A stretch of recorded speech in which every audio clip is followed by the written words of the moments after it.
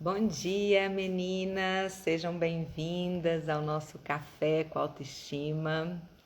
Vocês estão me ouvindo bem? Bom dia, Vera, seja bem-vinda. Vocês estão me ouvindo bem? Me dá um feedback, por favor. Sim. Então, ótimo, obrigada. Nós estamos estudando, né, o livro A Coragem de Ser Imperfeito. E ontem nós falamos no estudo sobre a vergonha, né? Que a vergonha é aquele sentimento, aquela dor emocional, né? De fazer ou deixar de fazer algo que possa nos romper os vínculos, né? Ou tirar de nós o direito de ser aceita e de ser amada. Aquele sentimento que nós temos de não merecermos ser aceita ou amada por algo que nós fizemos. E nós estamos falando sobre a vergonha, e nós falamos, né, que a vergonha ela tem uma peculiaridade que a torna muito cruel. Porque quando você fala alguma situação em que você se sente culpada, você diz: eu agi dessa maneira, isso aqui não foi legal, o que eu fiz não foi legal. Mas quando se trata de vergonha, você traz isso para você: eu não sou legal. Né? Então, enquanto a culpa, a humilhação, ela projeta a sua dor, né? No seu comportamento ou no comportamento de alguém, a vergonha traz a dor para a sua identidade. E isso tira de você qualquer possibilidade de movimento, de mudança. Por quê? Porque se o problema está no seu comportamento, vocês concordam comigo que você pode mudar o comportamento e ser uma pessoa melhor? Então, em relação à culpa e à humilhação, eu posso mudar. Mas quando se trata da minha identidade, de quem eu sou, como que eu mudo? Como que eu mudo a pessoa que eu sou? Eu sou má. Então, esse movimento de mudança, ele é muito mais difícil de ser feito, porque aquele sentimento te achata e te incapacita a promover qualquer mudança na sua vida. Então, a vergonha, ela precisa realmente, nós precisamos realmente aprender a lidar com ela para que ela não nos macule, né? Ou determine a nossa vida de uma forma negativa. E é sobre isso que nós vamos falar hoje, né? Uma vez detectada a vergonha, uma vez identificada a vergonha na minha vida, o que fazer, né? Como lidar com ela? Então, é sobre isso que nós vamos falar. Vocês já pensaram, sobre o que fazer quando estão com vergonha? Porque a maioria das pessoas, quando sente vergonha, elas têm um comportamento de fugir, né? De se isolar, né? De tentar não ser vista, não lidar com ninguém, para tentar exatamente fugir dos olhares, né? Mas esse comportamento, ele não agrega, ele não te ajuda a diluir, né, a dor que você sente e nem a lidar com ela. Então, o que nós precisamos de entender é que a vergonha, ela é alimentada, tá? Pelo silêncio, pelo isolamento. Toda vez que eu não compartilho aquilo que está acontecendo comigo, eu dou força para a vergonha, para que ela ainda seja mais potente na minha vida. Então, como fazer, depois de compreender o que é vergonha, o que se deve fazer? E a primeira resposta é resiliência.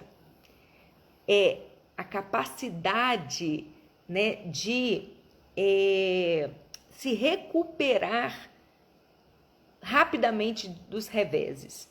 E aí nós não estamos falando de resistência. Não, eu vou ser forte, vou resistir à vergonha. Não, porque quando eu resisto à vergonha, eu alimento ela, tá?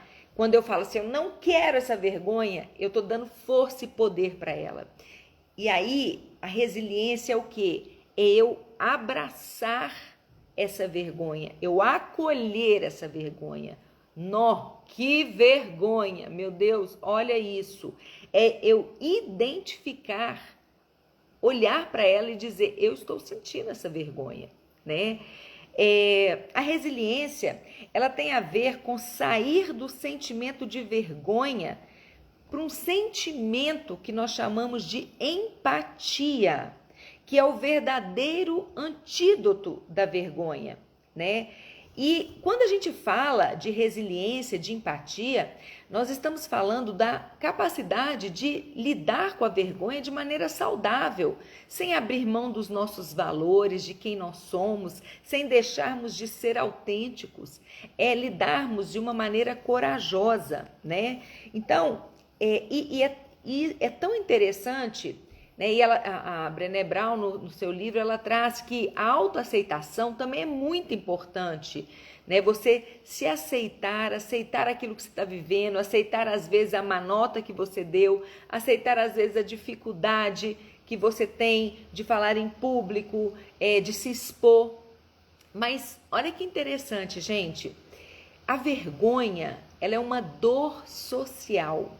Por quê? Porque ela é a dor de uma exposição, tá certo? E por isso ela precisa ser tratada socialmente. E é por isso que nós precisamos de lidar com a vergonha com o antídoto da empatia, que somente pode ser exercitado através de duas pessoas. É você compartilhar com uma outra pessoa que vai te acolher e vai se solidarizar com você naquele momento e te acolher. Olha que interessante.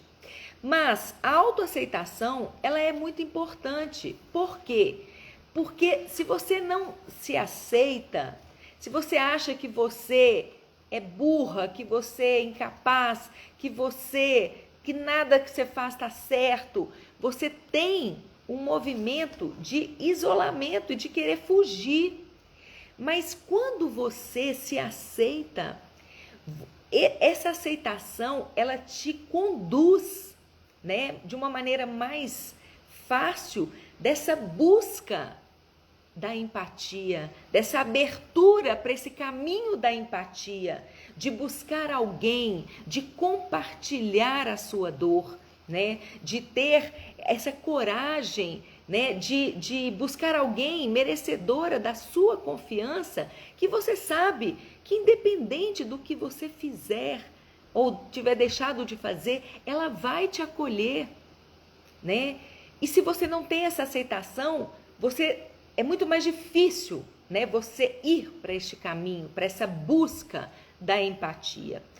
E aí ela traz que quando você é assolada, né, nas pesquisas dela, das milhares de pessoas que foram entrevistadas, ela percebeu que um padrão do que as pessoas faziam para lidar com essa dor, com esse momento de vergonha. E ela identificou quatro ações que as ajudavam a sair, a superar essa dor da vergonha.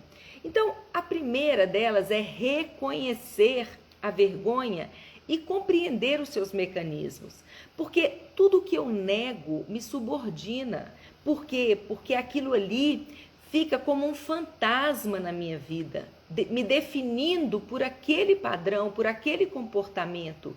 Então, ao invés de esconder aquilo, de querer negar aquilo, de querer dizer que isso não é seu, ou que isso não existe na sua vida, ou não deixar que ninguém saiba da sua vergonha, você precisa olhar para ela e dizer, olha, eu vejo você. Todo o processo de cura em qualquer instância terapêutico, da psicologia, psicológico, todo, gente, passa pela consciência, por querer ver, né? Eu vejo você, eu estou vendo que isso, né? Eu reconheço que eu estou sentindo vergonha. É nomear, né, a vergonha e compreender os seus mecanismos, né? A vergonha ela é biológica, você sente dor física.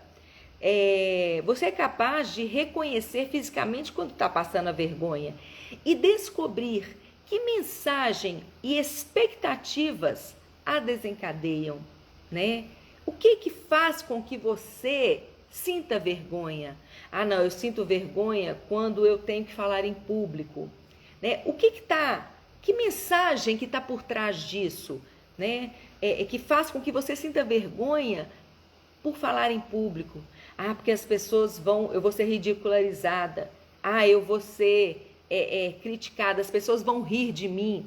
É você tentar buscar o que promove, quais mensagens estão por trás disso. É uma autoanálise mesmo, para você tentar buscar lá nos seus registros onde está a origem deste padrão de comportamento. Depois, o segundo, praticar a consciência crítica. Peraí, essa vergonha que eu tô sentindo, ela é real? Ou ela tá só na minha imaginação? Né? Porque muitas vezes nós projetamos uma situação que ela é só imaginária, que ela não é real, né? E aí eu preciso de checar isso. Peraí, isso faz sentido? Isso é real? Né? Elas têm a ver com e aí pensar, peraí, essa vergonha que eu sinto, ela tem a ver com o que eu espero de mim mesma, né, do ideal que eu criei para mim, da pessoa que eu desejo ser, ou ela está relacionada ao ideal que as pessoas fazem de mim, ao que as pessoas esperam de mim, né? Porque muitas vezes a gente cria um pânico, né? Muitas vezes, por exemplo, a vergonha de estar fora do peso. Muitas vezes você não sai, ou você não vai numa festa porque você está gorda.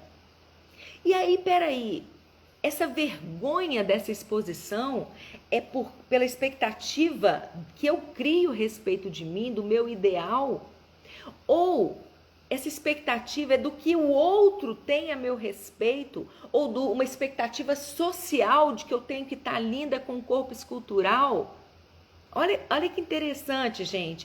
Porque aí eu começo também a identificar aonde está o ponto de poder da minha vergonha. Está na mão do outro? Está na minha mão? Isso tem a ver com os meus valores, com os valores do outro? Entende? E você vai decodificando isso. Depois, o terceiro passo, ser acessível. Você reconhece a sua história e a compartilha com alguém? A pessoa não poderá vivenciar a empatia se ela não estiver conectada com outros indivíduos. Então você se torna acessível diante da vergonha? Você compartilha com alguém? Nossa, eu estou morrendo de vergonha de ir nessa festa porque, poxa, eu estou tão feia, estou tão gorda. Aí a pessoa fala assim, que isso? Você é uma pessoa massa, super legal, as pessoas te adoram. Nós vamos dançar, nos divertir. Não tem nada disso. E cada um está com o seu corpo, ninguém vai ficar olhando isso. E aí você dilui, você é acolhida. Olha, para mim você tá linda, mas ainda que você se sinta assim, isso não é motivo para você não se divertir, não ser feliz. E aí quando você é acolhida naquilo, você dá uma relaxada, porque você não está sozinha, você está apoiada ali, né? E a pessoa muitas vezes vai te falar, olha, isso que você está pensando não faz sentido, né? Só que se você não se faz acessível, se você se isola, se você simplesmente não vai na festa ou inventa uma desculpa, você fica com aquilo sozinha para você. E aquela dor que poderia ser diluída ao ser compartilhada, ao receber acolhimento, ela se potencializa e vira um fantasma na sua vida. Por quê? Porque ela vai te perseguir, porque você colocou isso aonde? Debaixo do tapete, com a mensagem: eu sou má, eu não sou digna de compartilhar a vida com as pessoas, eu não sou digna de usufruir da vida, porque eu não sei controlar minha alimentação, eu não sei cuidar de mim, eu sou feia, eu sou gorda. E aí você traz isso para você, para a sua identidade. E aí, gente, como é que faz? Fica pesado demais, fica pesado demais. E a vontade é de sumir, né? E olha como que é importante, né? Então, primeiro, identificar: estou sentindo essa vergonha e quais são os mecanismos e as mensagens que ela traz. É ter um choque de realidade, um teste de realidade. Peraí, isso é real ou é da minha cabeça? Isso é uma expectativa que eu crio a respeito de mim mesma ou que o outro cria para mim e eu quero corresponder? Eu estou acessível? Eu compartilho? Né? Eu me permito conectar com alguém e compartilhar essa dor? E o quarto, falar da vergonha, falar o que você está sentindo. Você conversa sobre como você se sente e pede o que necessita quando está com vergonha. Olha, eu preciso, me abraça, me acolhe.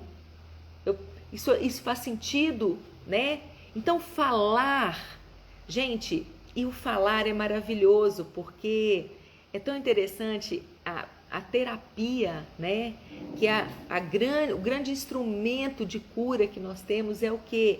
É a cura pela fala. A palavra tem poder, porque à medida em que eu falo e sou acolhida, né, com compaixão, né, com empatia, eu não apenas me sinto mais confortável, me sinto digna,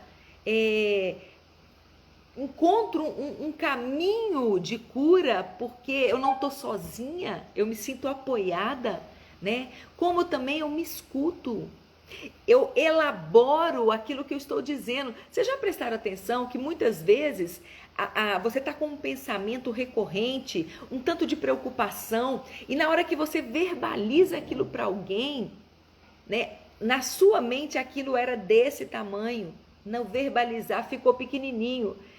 Teve uma vez que na terapia, eu estava com um negócio tão gigante, que na hora que eu falei, eu fiquei para mim, não, mas peraí, mas tá faltando, tem mais coisa, porque o negócio ficou desse tamanho e ele era gigante. E eu mentalmente eu falei assim, não, gente, tem mais coisa. Peraí, e comecei a querer buscar o que mais que tinha, porque o negócio era gigante. E não tinha, porque eu estava sozinha naquela elucubração mental, né? Sofrendo sozinha e fazendo com que aquela situação se transformasse num imenso fantasma, né?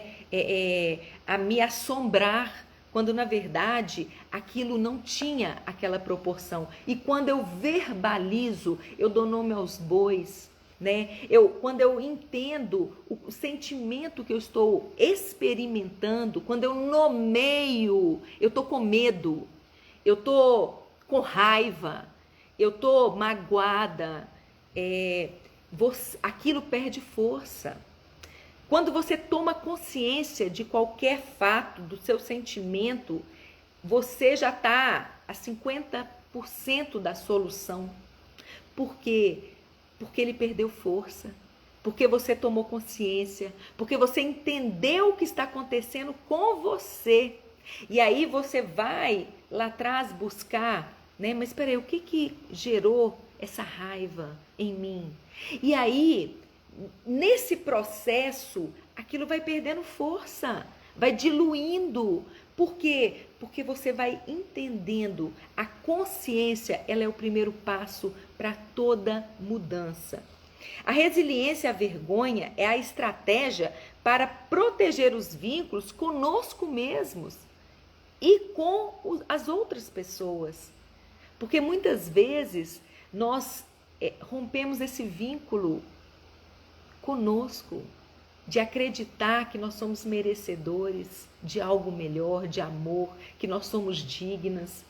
E aí, romper esse vínculo é você decretar a sua sentença de que você merece ser punida, de que você merece viver essa vida, essa droga de vida, que você merece estar sozinha, que você merece sofrer, que você merece um homem que te castiga, que você merece um patrão que te persegue, entende? E aí você entra num lugar de punição muito grande, porque a nossa psique, ela funciona a partir de compensações. Tudo que você não tem, você compensa em algum lugar e de alguma forma. E quando você rompe esse vínculo com você, a forma de você compensar você ser má é você ser punida. Tá tudo certo em ser punida. A forma de você compensar esse sentimento de indignidade é você viver numa punição. E é por isso, e você mesmo busca isso para você, para equilibrar, entende? E é por isso que muitas pessoas vivem uma vida inteira num casamento onde ela é massacrada, onde ela é invalidada diariamente através de palavras. Você é burra, você é feia, ninguém nunca vai querer você, eu nem sei por que eu casei com você, né? Alguém que fica ali te destruindo o tempo inteiro e você aceita, porque você fala, eu mereço. Você fala, é isso mesmo, tá tudo certo. Eu aceito porque eu mereço, porque eu sou indigna, porque eu sou má. Entende? E uma coisa muito interessante é que nós temos, né, no nosso cérebro, o nosso sistema límbico, né, que é o cérebro primitivo. É aquele cérebro que foi a primeira estrutura criada quando nossos ancestrais eram os homens da caverna. Ou seja, é aquele cérebro altamente emocional, instintivo, né? É aquele cérebro que está ali preparado para correr ou para lutar, né? O nosso córtex pré-frontal, que é essa parte aqui da frente, que é onde processa o nosso raciocínio, onde estão todos os nossos pensamentos, as nossas elaborações, né? Essa parte do cérebro, ela é muito posterior, ela é muito mais recente, né? E aí o que acontece? Quando nós estamos diante de uma situação de vergonha, né? É muito comum, e dependendo desse nível de vergonha, é muito comum que o nosso sistema límbico assuma o controle, porque muitas vezes você entra num estado tal, né, de desequilíbrio, de vexame, de medo, né, da exposição. E aí a ciência ela chama isso de sequestro da amígdala cerebral. O seu pânico é tal que a sua amígdala assume o controle para você ter força, rapidez, agilidade para se proteger, se defender. E aí seu coração acelera, né? As suas pernas, o fluxo de sangue vai para as pernas para você e para os braços para você ter condição de lutar. Então toda aquela movimentação hormonal, ela acontece para você se defender do perigo. E aí, minha amiga, não tem pensamento, não tem raciocínio. Por quê? Porque aí a questão é lutar ou se defender, ou fugir, né? O seu comportamento vai ser esse. Então é por isso que nós precisamos de ter essa maturidade, de começar a aprender, né, a compartilhar antes que nós vivenciemos essa situação, ou ainda que em um momento você vivencie, você se isole e você tem aí o ímpeto ou de agredir outra pessoa ou de sumir, mas que no momento seguinte você vá compartilhar, você vai procurar entender o que aconteceu e você vai começar esse exercício, né, de diluir essa vergonha, de refletir sobre ela, para que ela possa perder força, né? E não te domine e te tire completamente de si, da vida. Porque nesses momentos você pode realmente, você vai fazer coisas que muitas vezes vai piorar, muitas vezes não, na maioria das vezes vai piorar, intensificar a sua vergonha, né? E aí é tão interessante que quando a pessoa sente vergonha, ela tende a ter 3 comportamentos, né? De fugir, se afastar, se isolar. O outro, de querer agradar aquele grupo aonde você criou, né, vivenciou a vergonha, né, como uma forma de, tipo, olha, eu sou ruim, mas eu sou boa. Tentar compensar. E uma terceira forma, que é da agressividade.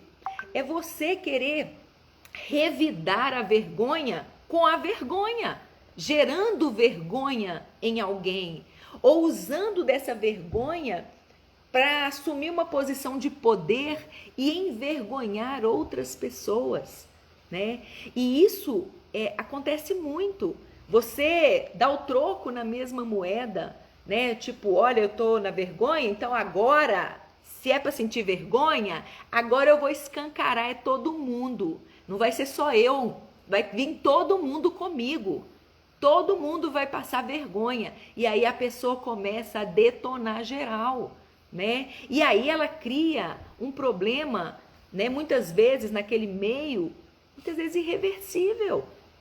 E isso é muito interessante, assim, tanto em situações familiares, como muitas vezes no trabalho. Porque como nós falamos ontem, né, no último vídeo, muitas pessoas, muitos líderes, eles adotam a vergonha, né, como um instrumento de controle.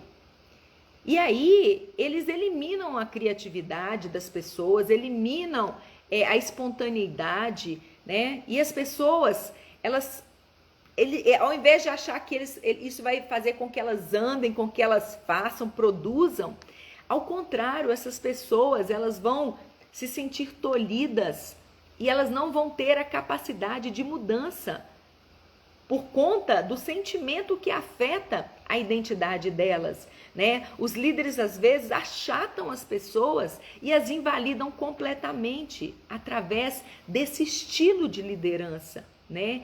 E a reação da pessoa vai ser o quê? Muitas vezes, ou de se isolar, nunca mais falar nada, ou de agredir, ou de, olha, você acha que eu sou assim? Mas olha que eu vou te contar o que o fulano faz. E aí vai criar uma rivalidade, né? Uma situação muito constrangedora para ela e para outras pessoas, o que não é um caminho saudável.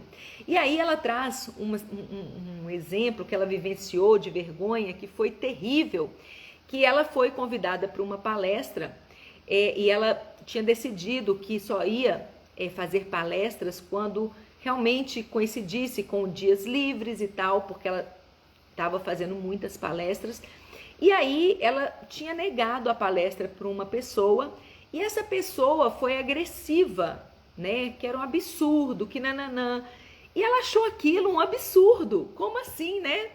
E aí ela foi compartilhar e ela morria de vergonha, de negar. Por quê? Porque a vozinha na cabeça dela falava assim, olha, esse trabalho que você tem, se você nega, daqui a pouco você não vai ter mais, né? Um tanto de vozinha falando. Então ela tinha dificuldade de negar, mas ela tinha decidido que ela ia fazer isso. Então ela foi compartilhar com o marido dela o que ela estava sentindo diante do e-mail que a pessoa mandou, que era um absurdo, uma falta de respeito, nananã, nananã. E aí, ao invés de mandar para o marido encaminhar, ela respondeu. E a resposta dela foi parar nas mãos da pessoa que tinha convidado ela. E essa pessoa respondeu: eu sabia, você não é plena, você é uma fraude. E aquilo, assim, ela ficou assim, em estado de choque diante da resposta, paralisada mesmo, sem saber o que fazer, né? Coração acelerado e tal, até que ela decidiu, né, compartilhar com a amiga e com o marido e foi totalmente acolhida. Praticar a coragem e ficar acessível foi o que ela fez, né? É natural querermos nos esconder, mas a maneira de combater a vergonha e de honrar quem somos é compartilhar nossas experiências com alguém que tenha conquistado o direito de ouvi-las. Depois, conversar consigo mesma, como faria com alguém que você amasse e que estivesse tentando encorajar no meio de um desastre. Fica calma, todo mundo erra, tá tudo bem, você é humana. É você falar isso para você, ter esse diálogo interno. Olha, você está aprendendo, todo mundo erra, faz parte, foi ruim, foi, mas quem não erra, que atira a primeira pedra. E depois assumir o que aconteceu. Não enterre o episódio, nem deixe que ele o defina. Quando você enterra o episódio, quando você joga debaixo do tapete, aquilo vai te assombrar pro resto da vida. E quando você deixa aquilo te definir, ou seja, eu sou uma vergonha, eu sou um desastre, eu sou incompetente. Quando você se deixa definir pelo evento, e muitas pessoas fazem isso, né? Ao invés de dizer, nossa, aquilo que eu fiz foi uma vergonha, aquilo que eu fiz foi um desastre. Não, eu sou o próprio desastre. Eu sou a própria vergonha. Acontece que quando você se deixa definir, né? Você não está sendo correto com você. Por quê? Porque você não é uma vergonha. Para além daquele ato vergonhoso que você praticou, você é amorosa, você é uma mãe maravilhosa, você é uma esposa carinhosa, você é trabalhadora, você é disponível, você está sempre de pé, você cuida da sua casa, você cuida de você, você é uma amiga leal, você é tantas coisas incríveis, mas para além de ser uma pessoa maravilhosa, você faz coisas indevidas ainda. Você não é má. Muitas vezes você faz coisas ruins. E também acontecem coisas ruins com você. Mas isso não faz de você uma pessoa má ou indigna. E quando você toma o fato, você personifica aquilo, você se aprisiona num padrão e começa a construir uma crença autodestrutiva e que muitas vezes vão passar a reger a sua vida pelo resto da vida. Então, é muito sério, muito importante você ter essa consciência. E é o que acontece, né, quando você...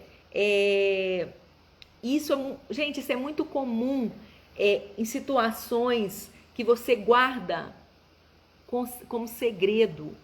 A vergonha se alimenta do segredo. Então, situações, gente, pessoas que vivenciaram abuso, né? Abuso físico, sexual, emocional. As pessoas que guardam isso, eu me lembro tanto, uma vez eu era adolescente, eu estava num ônibus e eu estava sentada, de repente sentou um homem do meu lado, grandão, e ele cruzou o braço assim. e começou a fazer assim para encostar no meu peito. E eu senti tanta vergonha daquilo que eu não conseguia mexer. Até que eu me recuperei, levantei e saí de perto. Mas eu me senti completamente envergonhada daquilo, que foi um fato que o outro que fez, né? E aquilo me envergonhou. Era como se eu fosse indigna ou eu tivesse criado aquela situação. E geralmente, né? Olha, gente, toda mulher, principalmente mulher, né? Eu acredito que todo adolescente tenha passado por alguma situação de abuso, abuso sexual. Principalmente mulheres são muito alvo de abuso sexual. E muitas vezes, a grande maioria das pessoas já passou por abusos. E esses abusos, eles geram um efeito terrível na vida adulta, porque eles não são compartilhados. Porque as pessoas, elas se sentem envergonhadas de compartilhar. E como nós estamos vendo aqui, a vergonha, ela se alimenta do segredo. E quanto mais você guarda esse segredo, mais ele te domina, mais ele determina a sua vida. E estudos científicos, milhares de estudos, eles comprovam que quando você revela o segredo para alguém que seja digna e merecedora da sua confiança, seja um terapeuta, seja um amigo, não importa, a sua vida muda. Pessoas que estão doentes, pessoas que o relacionamento é péssimo, pessoas que têm uma autoestima abissal.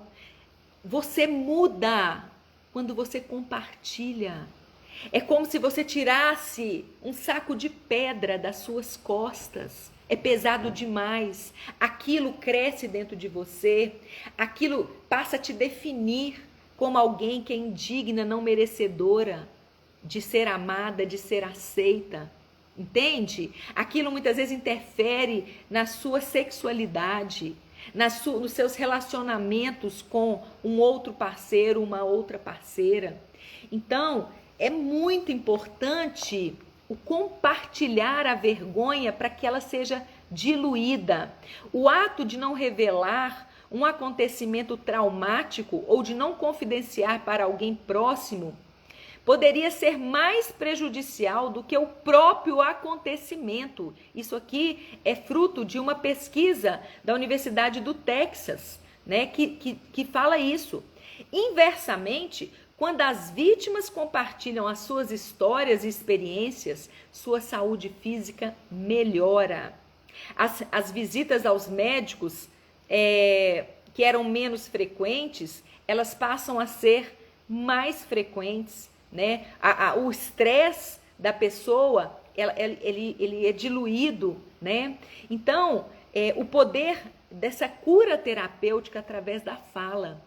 E uma outra forma, né, é da escrita, né? Estudos científicos também vêm comprovando que você falar, muitas vezes, às vezes você não dá conta ainda de falar, mas você escrever sobre aquilo que te gera vergonha, aquilo que faz com que você se sinta assim, ou pelo menos escrever um pouco a cada dia, 10, 15 minutos sobre o que você sente. Isso é uma forma de você diluir e de você elaborar, porque você está organizando mentalmente para escrever. E essa elaboração já faz com que você comece a diluir, né, os efeitos dessa vergonha na sua vida. Então, gente, quando a gente percebe o poder que a vergonha exerce na nossa vida e muitas vezes pode determinar, né, comportamentos ou determinar quem nós somos a partir das crenças que nós criamos e nos apropriamos dela, nos colocando como pessoas indignas, infelizes ou não merecedoras de aceitação e amor, é muito sério, é muito pesado. Então, entender isso já é um caminho de cura. Por quê? Porque entender que você precisa reconhecer que ela existe na sua vida e identificar as mensagens que ela te traz e de onde que ela vem, o que que ela provoca, né? Depois, você compartilhar com alguém que mereça a sua confiança. Depois, você perguntar se ela é real mesmo, né? Ou se ela está só na sua imaginação. E depois, falar sobre ela, para que ela possa perder a força que ela exerce sobre você e te deixar ter uma vida mais leve, se sentir merecedora de amor, né? E de aceitação. Então, se você gostou desse vídeo, compartilhe com outras pessoas, dê o seu like. Se você ainda não se inscreveu no nosso canal do YouTube, Daniela Salomão, se inscreva e ative o sininho para receber em primeira mão todos os vídeos que nós postarmos. Um abraço, tchau, tchau. Gente, então para vocês que estão aí no Instagram também, eu vou finalizar, agradeço a presença e até amanhã no nosso próximo encontro. Tchau, tchau.